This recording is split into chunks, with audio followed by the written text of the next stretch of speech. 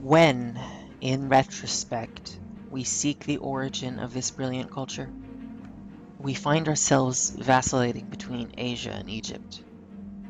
On the one hand, the Cretans seem akin in language, race, and religion to the Indo-European peoples of Asia Minor. There, too, clay tablets were used for writing, and the shekel was the standard of measurement. There, in Caria, was the cult of Zeus Labrindeus, that is, Zeus of the double axe, Labris. There, men worshipped the pillar, the bull, and the dove.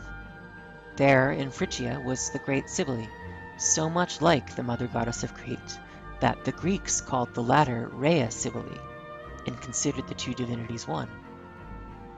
And yet the signs of Egyptian influence in Crete abound in every age. The two cultures are at first so much alike that some scholars presume a wave of Egyptian immigration to Crete in the troubled days of Menes. The stone vases of Moklos and the copper weapons of early Minoan I are like those found in proto-dynastic tombs. The double axe appears as an amulet in Egypt, and even a priest of the double axe. The weights and measures, though Asiatic in value, are Egyptian in form. The methods used in the glyptic arts, in faience, and in painting are so similar in the two lands that Spengler reduced Cretan civilization to a mere branch of the Egyptian. We shall not follow him, for it will not do, in our search for the continuity of civilization, to surrender the individuality of the parts. The Cretan quality is distinct. No other people in antiquity has quite this flavor of minute refinement, this concentrated elegance in life and art. Let us believe that in its racial origins the Cretan culture was Asiatic, in many of its arts Egyptian. In essence and total, it remained unique. Perhaps it belonged to a complex of civilization common to all the Eastern Mediterranean, in which each nation inherited kindred arts, beliefs, and ways from a widespread Neolithic culture parent to them all. From that common civilization, Crete borrowed her youth.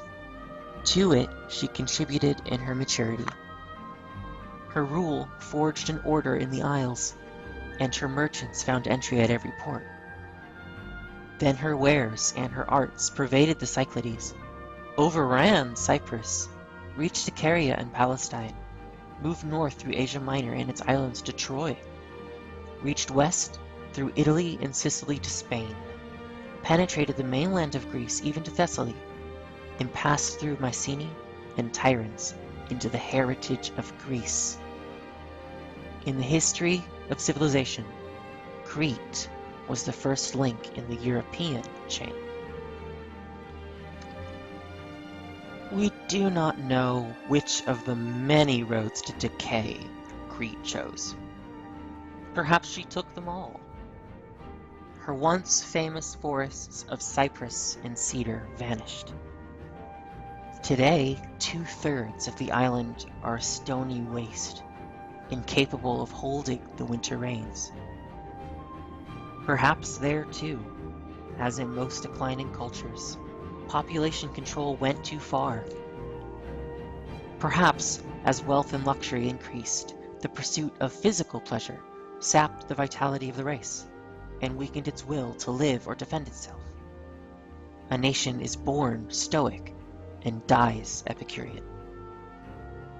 Possibly, the collapse of Egypt after the death of Akhenaton disrupted Creto-Egyptian trade and diminished the riches of the Minoan kings. Crete had no great internal resources. Her prosperity required commerce and markets for her industries. Like modern England, she had become dangerously dependent upon control of the seas. Perhaps internal wars decimated the island's manhood and left it disunited against foreign attack. Perhaps an earthquake shook the palaces into ruins.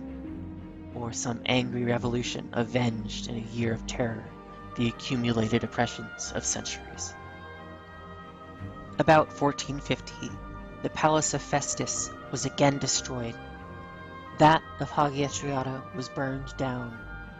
The homes of the rich burghers of Tylesis disappeared. During the next 50 years, Cnossis seems to have enjoyed the zenith of her fortune and a supremacy unquestioned throughout the Aegean. Then, about 1400, the palace of Cnossis itself went up in flames. Everywhere in the ruins, Evans found signs of uncontrollable fire. Charred pillars and beams, blackened walls, and clay tablets hardened against time's tooth by the conflagration's heat. So thorough was the destruction, and so complete the removal of metal, even from rooms covered and protected by debris, that many students suspect invasion and conquest rather than earthquake. If archaeological chronology would permit the deferment of this conflagration to the neighborhood of 1250, it would be convenient to interpret the tragedy as an incident in the Achaean conquest of the Aegean, preliminary to the siege of Troy. In any case, the catastrophe was sudden. The workshops of artisans and artists give every indication of having been full in activity when death arrived. About the same time, Gurnia, Sarah, Zakros, and Polycastro were leveled to the ground. We must not suppose that Cretan civilization vanished overnight. Palaces were built again, but more modestly, and for a generation or two the products of Crete continued to dominate Aegean art. About the middle of the 13th century, we come at last upon a specific Cretan personality, that King Minos, of whom Greek tradition told so many frightening tales. His brides were annoyed at the abundance of serpents and scorpions in his seed. But by some secret device, his wife Pasiphae eluded these, and safely bore him many children, among them Phaedra, wife of Theseus and lover of Hippolytus, and the fair-haired Ariadne. Minos, having offended Poseidon, the god afflicted Pasiphae with a mad passion for a divine bull. Daedalus pitied her, and through his contrivance she conceived the terrible Minotaur. Minos imprisoned the animal in the labyrinth which Daedalus had built at his command, but appeased it periodically with human sacrifice. Pleasanter, even in its tragedy, is the legend of Daedalus, for it opens one of the proudest epics of human history. Greek story represented him as an Athenian Leonardo, who, envious of his nephew's skill, slew him in a moment of temperament, and was banished forever from Greece. He found refuge at Minos' court, astonished him with mechanical inventions and novelties, and became chief artist and engineer to the king. He was a great sculptor, and fable used his name to personify the graduation of statuary from stiff, dead figures to vivid portraits of possible men. The creatures made by him, we are informed, were so lifelike that they stood up and walked away unless they were chained to their pedestals. But Minos was peeved when he learned of Daedalus' connivance with Pasiphae's amours, and confined him and his son Icarus in the maze of the labyrinth. Daedalus fashioned wings for himself and Icarus, and by their aid they leaped across the walls and soared over the Mediterranean. Disdaining his father's counsel, proud Icarus flew too closely to the sun. The hot rays melted the wax on his wings, and he was lost in the sea, pointing a moral and adorning a tale. Daedalus, empty-hearted, flew on to Sicily, and stirred that island to civilization by bringing to it the industrial and artistic culture of Crete. Pausanias, father of all Baedekers, credits Daedalus with several statues, mostly of wood, and a marble relief of Ariadne dancing, as all extant in the 2nd century AD. The Greeks never doubted the reality of Daedalus, and the experience of Schliemann warns us to be skeptical even of our skepticism. Old traditions have a way of being easily rejected by one generation of scholars and laboriously confirmed by the next. More tragic still is the story of Theseus and Ariadne. Minos, victorious in a war against youthful Athens, exacted from that city every 9th year in a tribute of 7 girls and 7 young men to be devoured by the Minotaur.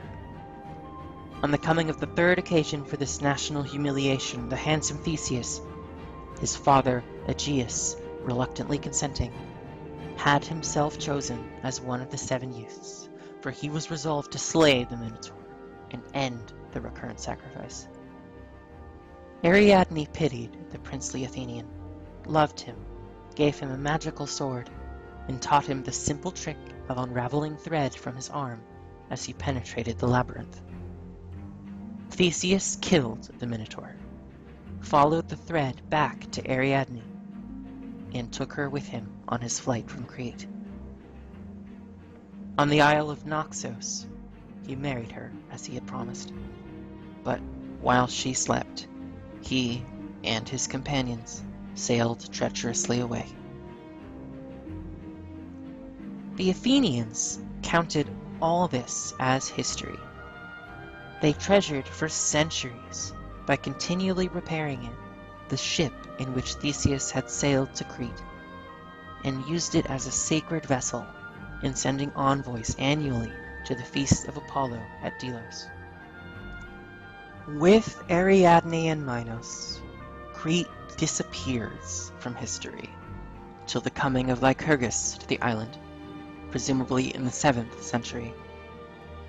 There are indications that the Achaeans reached it in their long raid of Greece in the 14th and 13th centuries, and Dorian conquerors settled there towards the end of the 2nd millennium before Christ. Here, said many Cretans and some Greeks, Lycurgus, and in less degree Solon, had found the model for their laws. In Crete, as in Sparta, after the island had come under Dorian sway, the ruling class led a life of at least outward restraint and simplicity. The boys were brought up in the army, and the adult males ate together in public mess halls. The state was ruled by a senate of elders, and was administered by 10 kosmoi, or orderers, corresponding to the ephors of Sparta and the archons of Athens. It is difficult to say whether Crete taught Sparta or Sparta taught Crete. Perhaps both states were the parallel results of similar conditions. The precarious life of an alien military aristocracy amid a native and hostile population of serfs. The comparatively enlightened law code of Gortyna, discovered on the walls of that Cretan town in AD 1884, belongs apparently to the early 5th century. In an earlier form, it may have influenced the legislators of Greece. In the 6th century, Thaletus of Crete taught choral music at Sparta, and the Cretan sculptors Diponus and Scylus instructed the artists of Argos and Sicyon. By 100 channels, the old civilization emptied itself into the new.